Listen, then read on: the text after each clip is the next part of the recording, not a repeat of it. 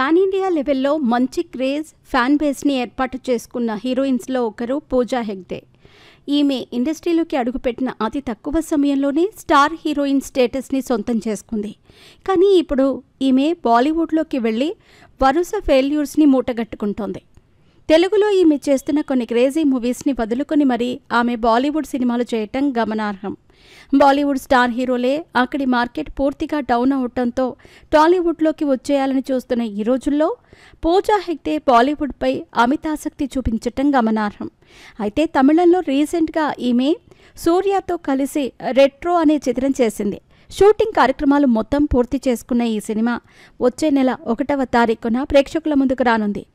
ఈ సందర్భంగా ఈ మూవీ ప్రమోషన్స్లో పూజా హెగ్డే చురుగ్గా పాల్గొంటోంది. అందులో భాగంగా ఆమె నిన్న ఒక ప్రముఖ టాలీవుడ్ టాప్ యూట్యూబ్ ఛానల్కి ఇంటర్వ్యూ ఇచ్చింది. ఇంటర్వ్యూలో ఆమె అనేక ప్రశ్నలకు సమాధానాలు చెప్పింది.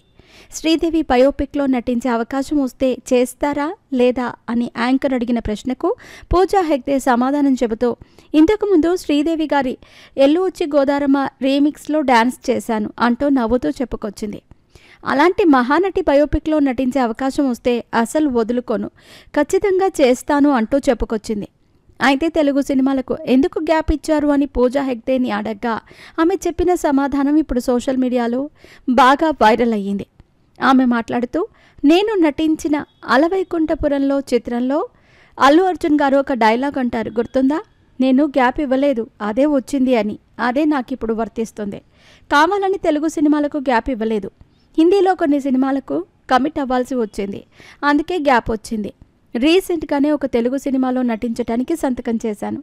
అది నేను చెప్తే బాగుండదు, దర్శక నిర్మాతలు త్వరలోనే అధికారిక ప్రకటన చేస్తారు అంటూ చెప్పుకొచ్చింది పూజా హెగ్డే.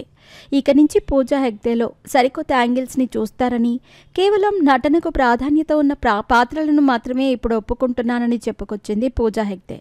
రెట్రోలో ఒక 15 నిమిషాల సన్నివేశాన్ని పూజా హెగ్డే, సూర్య కలిసి సింగిల్ టేక్లో చేశారట. అది చాలా అద్భుతంగా వచ్చిందని, సినిమాకు హైలైట్గా నిలుస్తుందని చెప్పుకొచ్చింది పూజా హెగ్డే.